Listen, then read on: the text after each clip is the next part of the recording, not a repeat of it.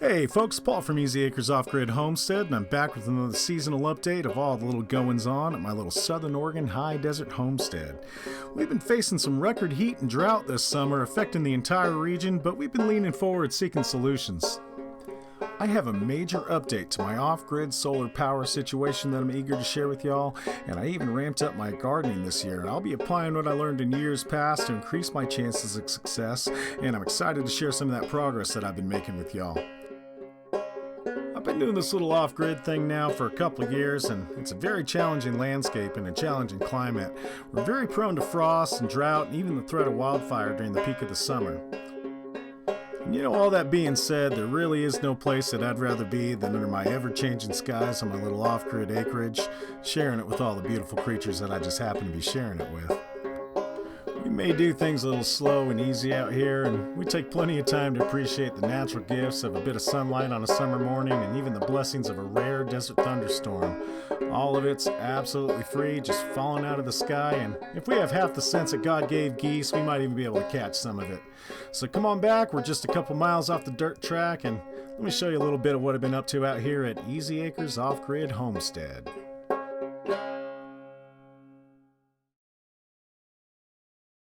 We have what I'd like to call kind of a daily sort of tradition. All of us. There's Mr. Monster. Who's a kitty? And Mighty, who's waiting on us. We have a little tradition of going for a walk in the evening. Currently walking over to my neighbor's house to drop off an envelope with some money for her, because she went and got me a belt because mine got chewed up by a rat in my truck, a serpentine belt. Oh, okay. Everything looks good. So I forgot to leave my hood closed one night, and when I woke up the next morning, I noticed the dog and the cat were paying a lot of attention to the truck, and that told me there was probably Packrats making a home up in my engine bay. They really like these enclosed kind of environments, like you know, the engine bay of a vehicle. So if you're living in packrat country, which is essentially the entire western portion of the North American continent, I highly advise that you leave your hood open at night, especially in the summertime, and ideally facing south. They don't like the light and the exposure. They feel exposed to aerial predators like hawks and owls and that sort of thing. So anyway, what I was saying is that I saw the cat and the dog paying a lot of attention to the engine bay, so I opened it up, and sure enough, I found a pack rat inside here. I went and got a stick and gently encouraged him to leave. And then I fired up my truck and heard a horrible squealing noise, and pop, lost my belt. No power steering, battery wasn't charging, no accessories, so, you know, pretty easy to diagnose. My neighbor was very kind enough yesterday. She was running into town and she went and picked me up a replacement. And I just got that replacement installed, so got to finish wrapping up the rest of this here.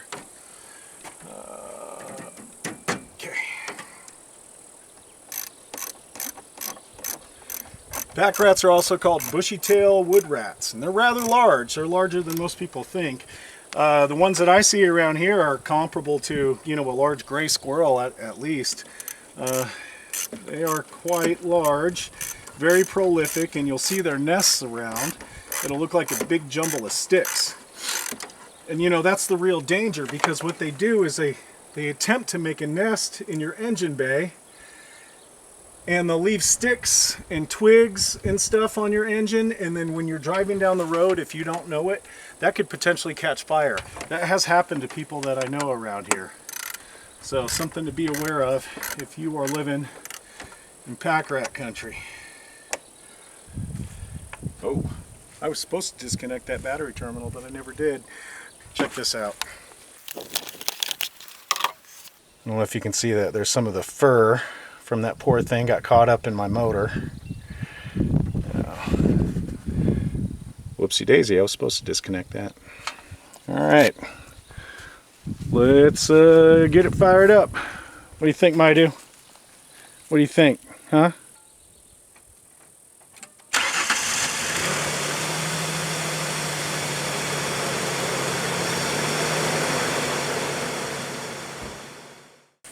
You know, I'm going to make it a habit of carrying an extra one of these around with me. It's only, you know, a $30 kind of investment. You don't really need specialized tools to change one of these, at least on this vehicle. And it's a critical wear part that can fail on you and, you know, leave you stranded. And, you know, where I live, there's not cell phone reception everywhere. You could be in a world of trouble if that breaks on you. So, cool. I'm serious. Learn your vehicle. Whatever you drive, get the manual. Get the Chilton's manual, or I mean, geez, nowadays it's so easy to get the PDF online and then, you know, take it to your local print shop and print it out. But you want a hard copy of the manual for whatever vehicle you're using. Ooh, time to go lay down in the shade. Mr. Monster here is definitely the champ at relaxing in the shade. We do quite a bit of that around here. A couple of weeks ago I released a video on passive easy strategies to stay cool, even entirely off-grid, and I got to do a fair bit of practice with that this summer. Much of it's going to seem pretty basic common sense, but then again, the number of people I see working in the midday sun tell me that common sense ain't so common. Once the heat set in, my greens mostly bolted, but I kind of let them go to seed because, you know, I don't mind the pollinators coming around, and I thought the stalks would add some much-needed carbon to my compost. These pretty yellow flowers have been popping up everywhere this season, and I'm not exactly sure what they are. I wonder if anyone out there can help ID them for me. They seem to come up where I've disturbed the soil, and, you know, some people may call them a weed, but that's a societal construct that we don't really believe in around here. This is my little wildflower bed with some wild tobacco growing in it. It's growing absolutely lovely. Right in front of my winter garlic rows, I'm prepping the ground for a block of corn. Corn being a wind-pollinated plant, it needs to be planted in blocks or rows to get the best chance at pollination. I'm orientated the rows to follow the contours of the land and take the best advantage of any rain that may fall, and each row will act as its own swale to capture and hold runoff, giving the soil the best chance to really soak that moisture up. I'm planning on growing a short season variety that I'm hoping to get a harvest before the fall frost sets in, which at this stage it's not going to be very long. It can happen as early as September, so we'll be cutting it rather close. And before planting, it's really important to water everything, including the dog, for the best chance at germination. So what I'm doing is between my two rows of corn, I got this little strip here, and I'm just watering it down a little bit because I'm going to plant some marigolds in there. From what I understand, they can help with the cutworms and other pest issues I've been having this year. Hello, Mr. Monster. What you doing, fella?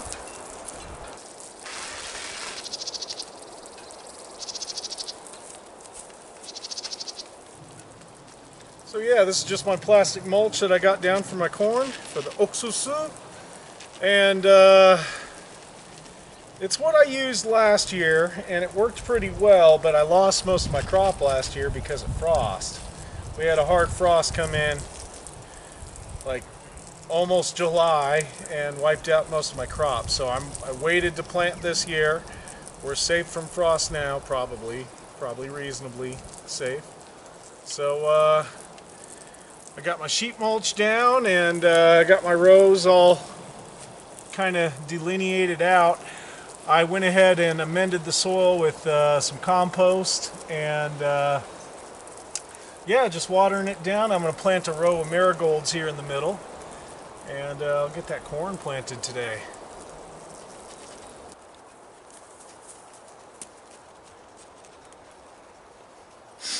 Been using sticks as garden markers. All you do is you just, you know, sharpen one end and flatten one end, write your label on there in pencil, and it'll last all season. I have store-bought plastic garden markers that haven't even lasted a single season yet. So cool, get those marigolds planted. Okay, now that I got my mulch down, I've got my center stripe of marigolds planted. I'll show you real quick how I plant through this mulch. And it's real easy. All you do is you take your K-bar or whatever your gardening implement is. You know, put a slit in the plastic, and then what I do is take a couple sticks like this and just use them to pin it open. And right there, you have your slit for planting.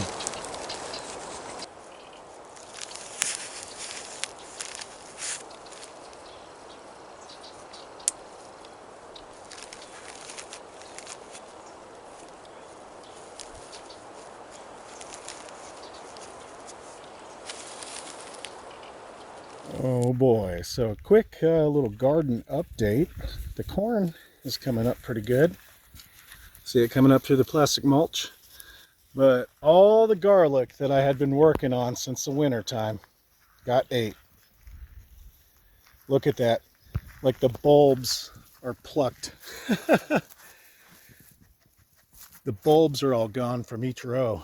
It's crazy. Something came in my garden and tore up just about everything. Looks like I got a couple still standing, but oh boy, man, I got to get those gates for my garden going.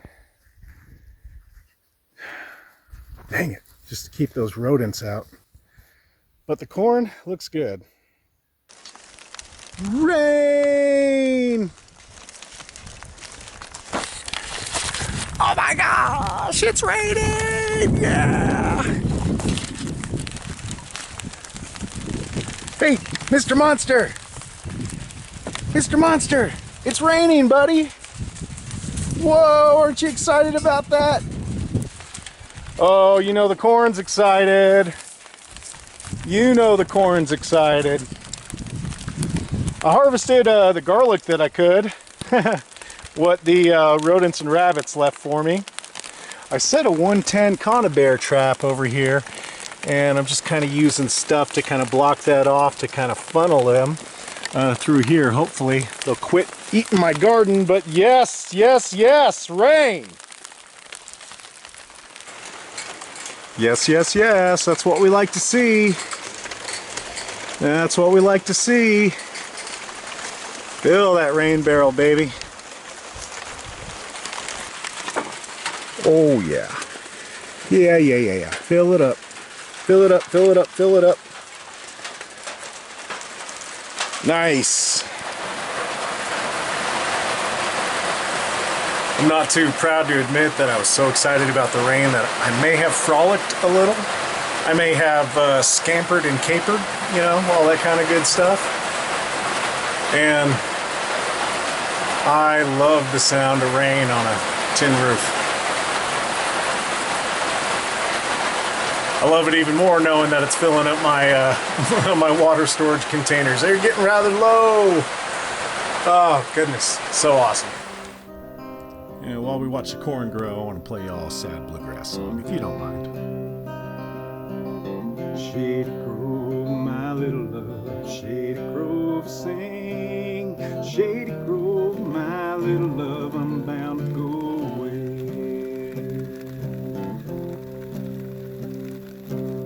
Cheeks as red as a blooming rose, and eyes the prettiest brown. She's the only girl for me, prettiest girl around.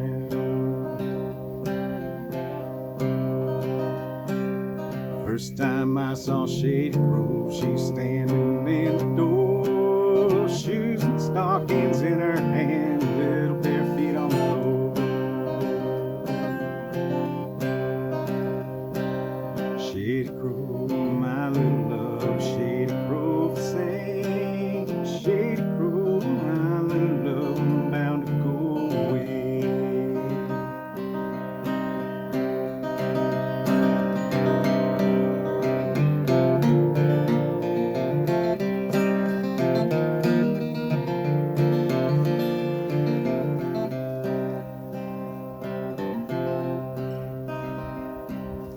Wish I had me a big brown horse and corn to feed him on. Little Shady Grove, stay at home, feed him when I'm gone. You know, if you think old bluegrass songs are, you know, kind of sexist and reinforce gender roles, you're right. Wish I had me a banjo string made out of golden twine, and every little tune I'd sing that little girl to mine.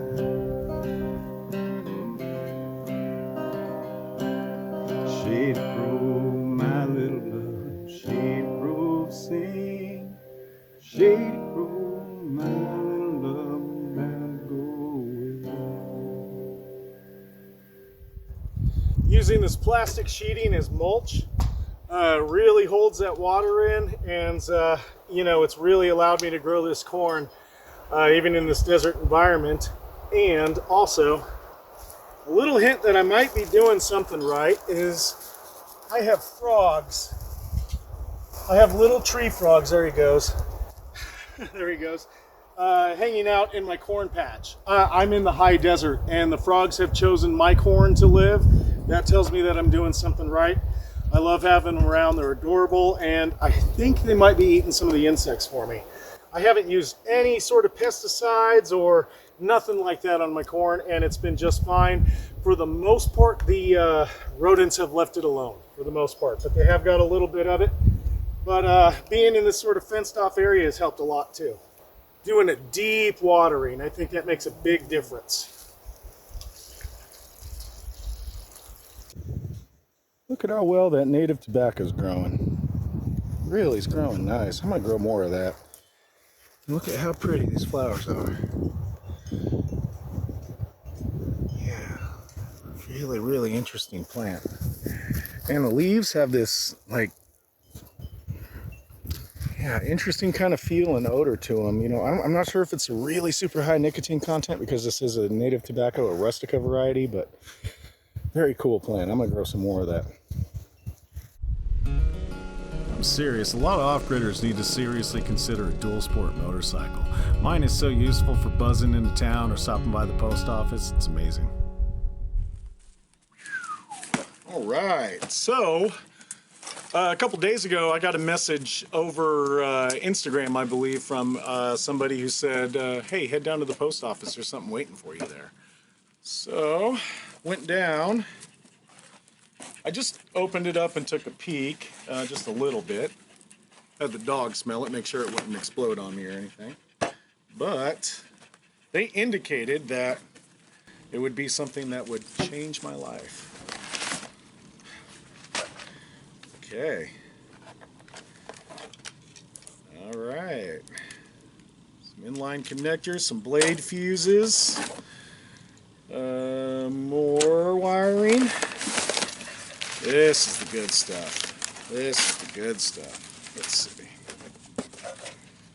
Let's see what we got. Oh boy.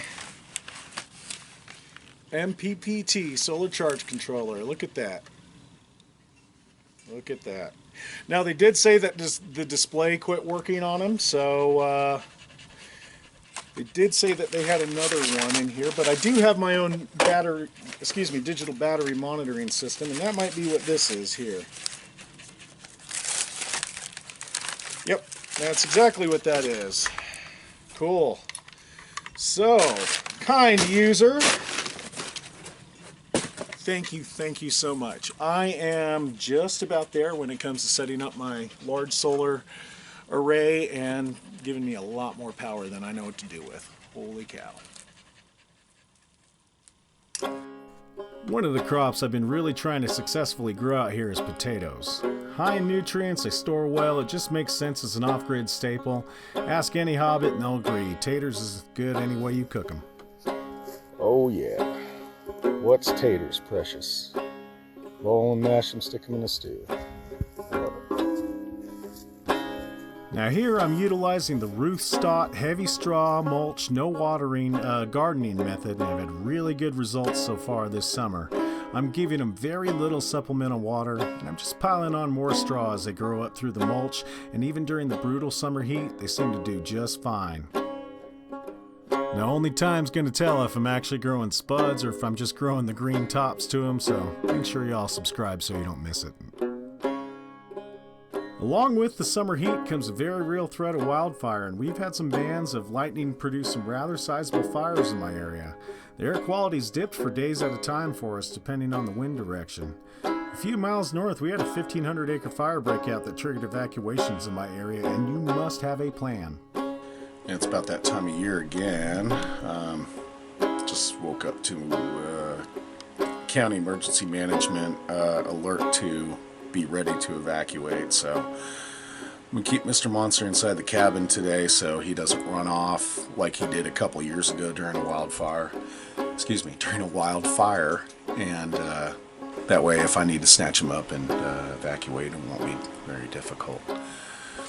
But just something that we always deal with out here just about every summer during wildfire season. Currently there's a fire that within a few hours went from like 20 acres to 1,500 acres a few miles north of me. So a little hazy outside this morning, but it's just part of the natural cycle out here, man. You know, it's wildfire, it's a thing. So you got to deal with it, you got to work around it. Insects in the rice.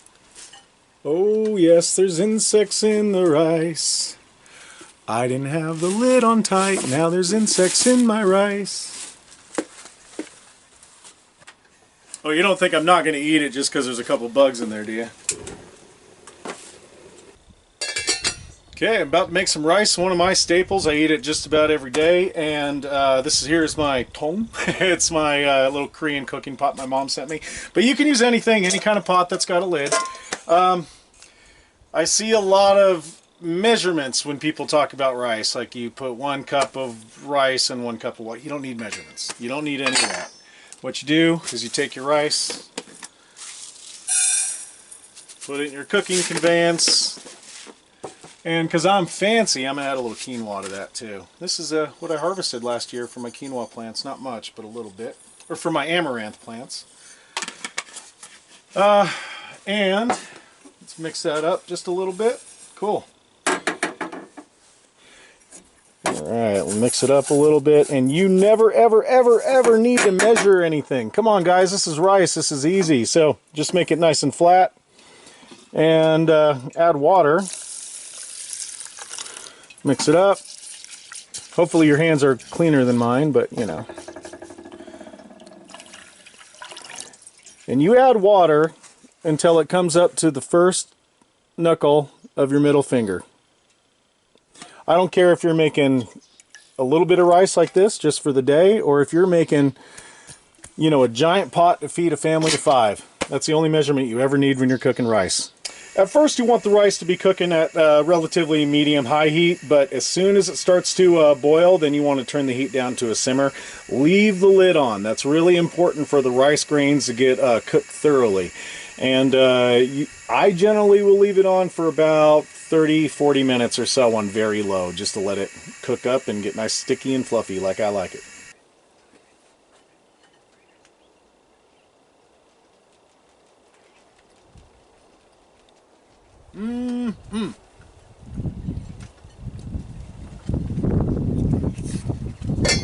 Perfect. In addition to the garden and the grocery store, I've been making more of an effort to utilize my wild food sources available to me. The whole Easy crew took some time out to visit some of the beautiful high mountain lakes in my area and even get in on a little of the bounty from their waters. Certain fish have generous legal limits and I think might make good candidates for smoking and eventual storage. If I could figure out a good brine for these, fat little mountain trout or even the landlocked kokanee salmon that are especially common in some of these lakes, it'd be a much welcome introduction to some animal protein. I made a trip out to the coast for some of these shad that run in great numbers in some of the rivers here. There really is an abundance of wild fish out there if one has the, compunction to go out there and, actually catch them. And luckily, the whole Easy crew loves fish. Though Mr. Monster would prefer to stay on land, I did try to take him out on the boat and one time on the canoe, and he was quite vocal that he would much rather prefer to stay on land, but that's just fine. Around this mountain campsite, I found an abundance of these wild huckleberries. I did not have success trying to turn them into a jam or a jelly. I haven't had a lot of success with the wild plants doing that, but it's something that I want to look into a little bit more into the future, is utilizing these wild foods and storing them and making them work for me. A very thoughtful viewer sent me some indigenous crop seeds to try, and while I did receive most of them a bit too late to really plant in the season, these native melons that are sown after the summer monsoon season in the low desert I thought might stand a chance in my garden. This is something I'm eager to do more experimenting in, that is planting and growing native plant varieties. I was recently successful growing indigenous temporary beans in my climate, and I think I'm going to plant some more next year. That is, if and only if I can manage to keep the pests away from them. I'm trying really hard to get these melons sprouted, and I did get one going here, but looks like something's been digging up my seedlings, especially this one here. Look at that. It's almost all gone. Gosh, critters, man. Oh boy, the pests have been hitting my garden really hard. I had some native melons planted over here, but once they reached the seedling stage, they mostly got dug up. I have one remaining. Look at that little guy. Intrepid fella.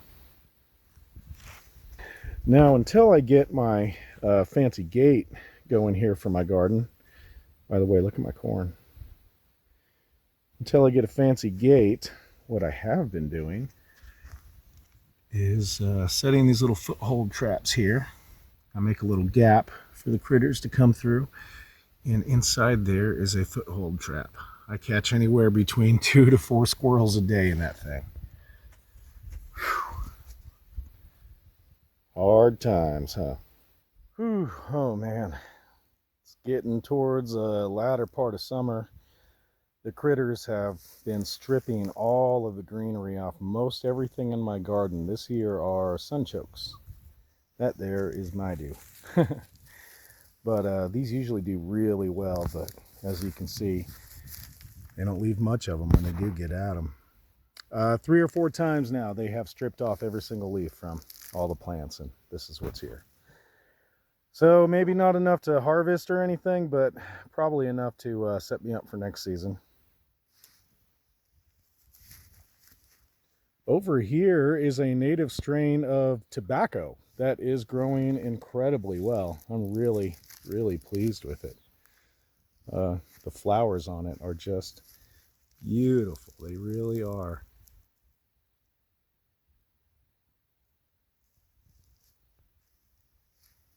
It's tobacco. It's a native strain from this area, as a matter of fact.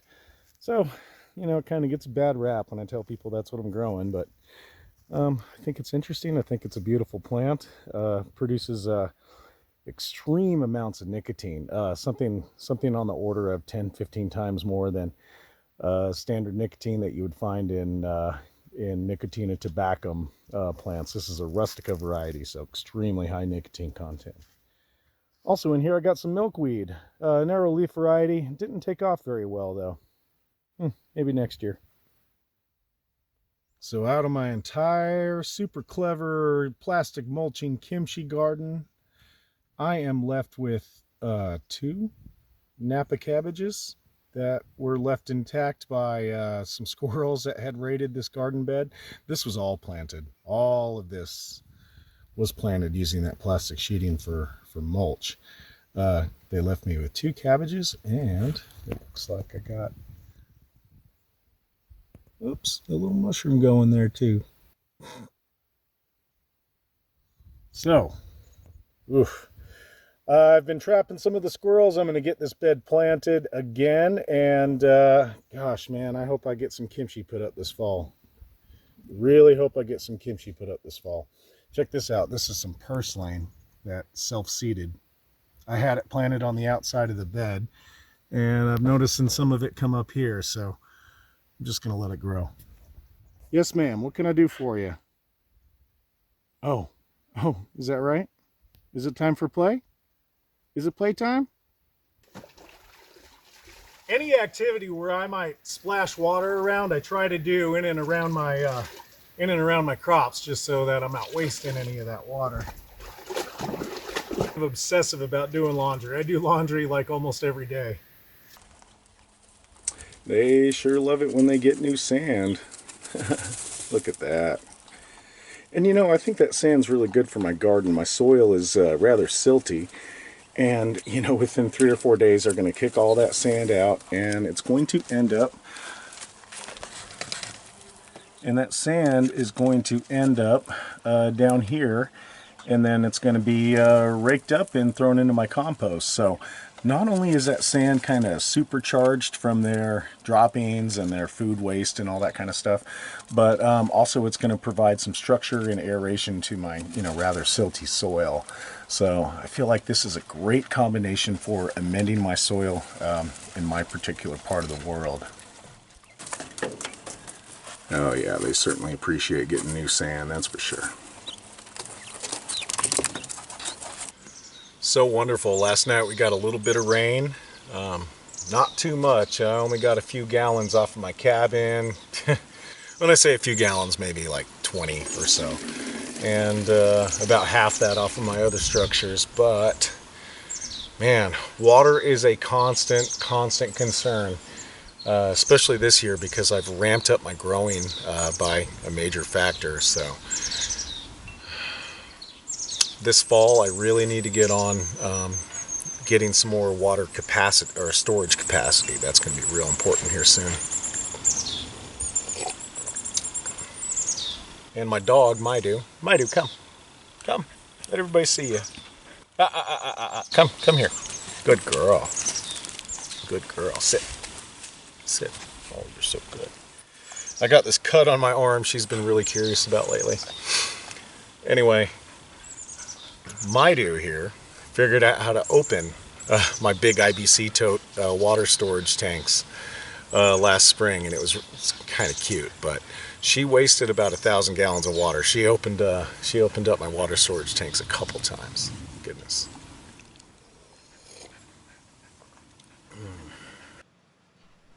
A semi-regular summertime chore is transferring water to the tank at the top of my property, and you'll see why it's up at the top of my property here in just a second. Alright, so I'm just about to transfer the water from this IBC tote into this one. This is kind of at the top of my property. My property has a slope to it, so this storage tank is up here. I intend at some point to hook up a hose to the valve here. The big old ball valve. At some point I want to do that, and I actually bought this adapter, but I got the coarse threads and this is the fine threads. Anyway, you may be wondering how I get the water from this tote into this one, and the way that I do it,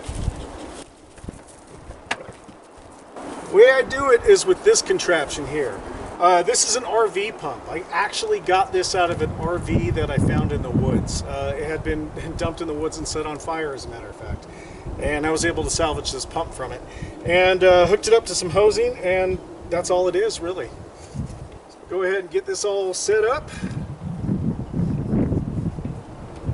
Flow rate is not very fast. About, I'd say about 2.5, 3 gallons per minute.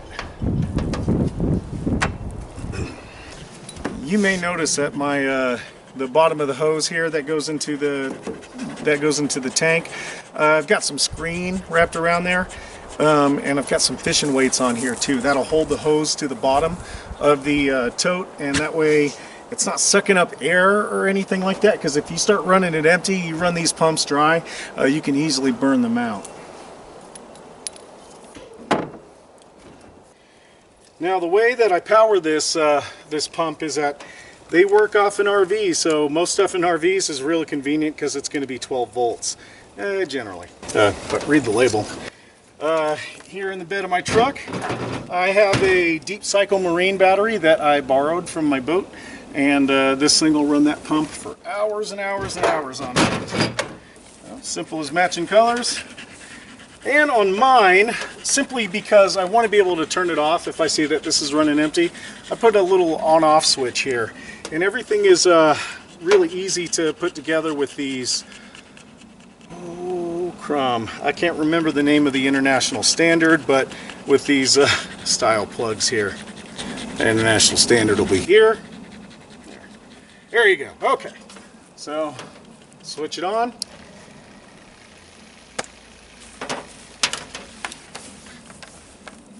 I should stick that end of the hose inside this IBC tote first, so let's do that. Now,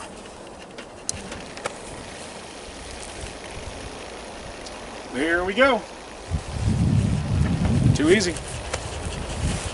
Now the flow rate on these RV pumps is not terribly high, so it's going to take us a good while for this to finish pumping, so yeah. So at some point, after long last, this is going to be my little pit house.